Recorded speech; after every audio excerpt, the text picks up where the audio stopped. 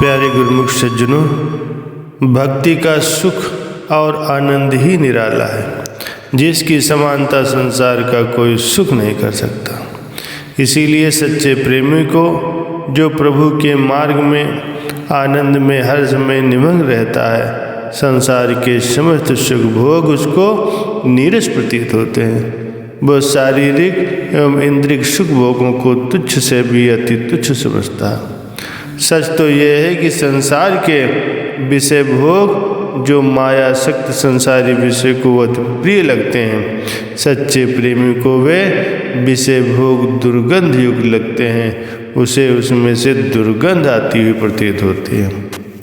एक बार एक महात्मा जी किसी वन में कुटिया बनाकर रहा करते थे और प्रभु प्रेम में निमग्न रहते हुए दिन रात प्रभु का सिमरन ध्यान किया करते थे। वे बहुत ही कम बोलते चालते थे। आसपास के क्षेत्र में महात्मा जी की बड़ी सिद्धि थी और लोग महात्मा जी का बड़ा आदर सत्कार करते थे। उस देश का राजा बड़ा ही विलासी प्रकृति का था। उसके कोई संतान नहीं थी। बहुत ही जंत्र मंत्र कराए पर सब असफल रहे। उसके कई संबंधियों ने उसे महात्मा जी के पास जाने का परामर्श दिया। वे बहुत ही ऊंचे महात्मा हैं, आप उनकी शरण में जाओ, हो सकता है उनके आशीर्वाद से आपका काम बन जाए। साधु संतों के पास जो लोग जाते हैं, उनमें से प्रभु के विचित्र प्रेम और निर्मल भक्ति के अभिलाषी तो विरले संस्कारी गुरुमुखजन ही होते हैं। अन्यथा आम संसारिक लोग तो वहाँ भी केवल सांसारिक कामनाओं की पूर्ति ही के लिए जाते हैं। जैसा कि महापुरुषों का कथन है, ऐसी दीवानी दुनिया भक्ति भाव नहीं बूझे जी। कोई आवे बेटा मांगे भेंट रुपया लीजे जी। कोई आवे दुख का मारा हम पर कृपा कीजे जी। कोई आवे दौलत मांगे यही गोसाई दीजे जी। कोई करावे ब्याह सगाई संत गोसाई रीझे जी। साँच का कोई गाहक नाही झूठे जगत पति जय जी। कहे कबीर सुनो भाई साधु अंधों को क्या कीजे जी। राजा कोई भक्ति भाव वाला तो था नहीं, परंतु उसके मन में चूँकि संतान प्राप्ति की कामना थी, इसीलिए उसने ये सोचकर उन लोगों की बात मान ली। शायद महात्मा जी की कृपा से उसकी कामना पूरी हो जाए। दूसरे दिन वो महात्मा जी की शरण में जा पहुंचा। महात्मा जी यद्यपि बहुत ही एकांत प्रिय थे, परंतु जब कोई उनके पास आता तो वे उससे बड़े ही प्रेम पूर्वक मिलते थे।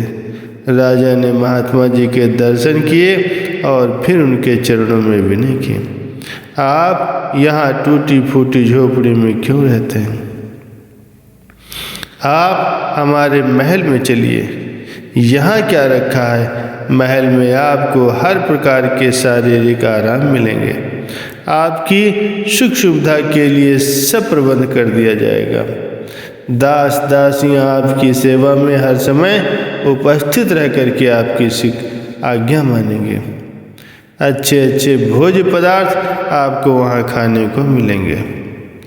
पहले तो महात्मा जी ने राजा की बात का कोई उत्तर नहीं दिया, परंतु जब उसने बार बार अनुरोध किया तो वे महल में जाने के लिए तैयार हो गए। राजा ने उन्हें रथ में बैठाया और रथवान को महल की ओर चलने का संकेत किया।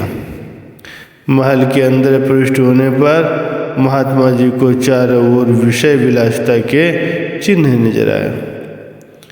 ये देखकर उन्होंने अपने नाक पर कपड़ा रख लिया।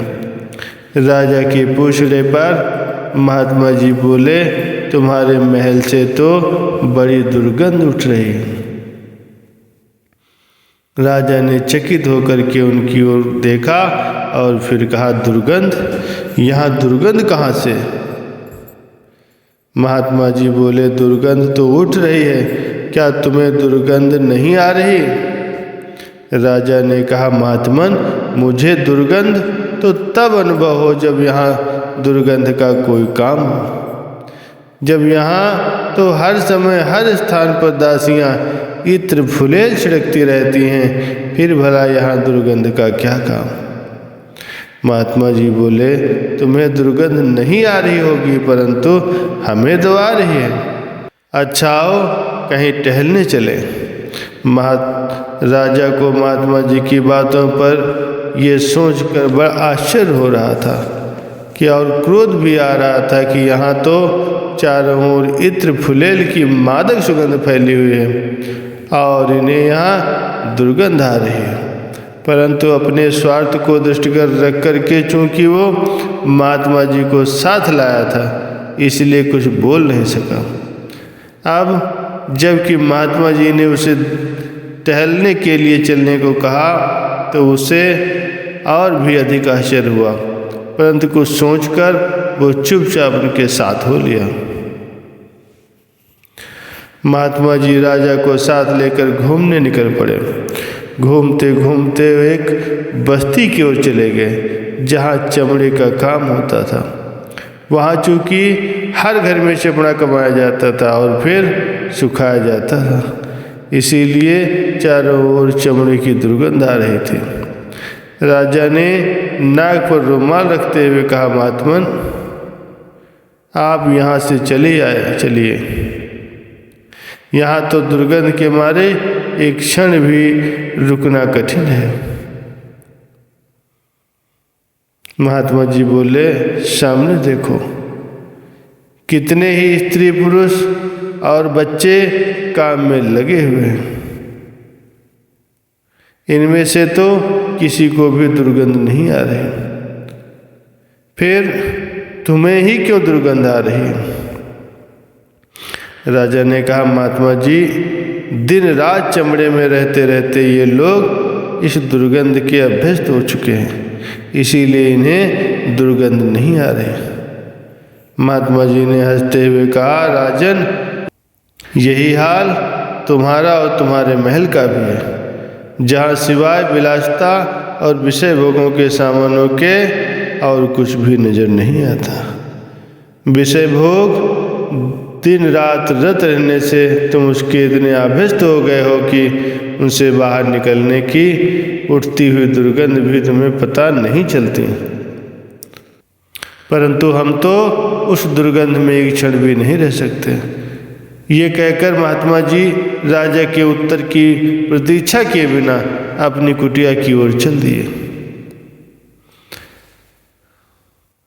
गंदगी का कीड़ा चाहे गंदगी में मस्त रहे, परंतु भंवरा जिसने पुष्पों के मधुर रस और उनकी मीठी मीठी सुवास का आनंद लिया है, वो तो उस गंदगी के दुर्गंध युक्त वातावरण से कोसों दूर भागता है।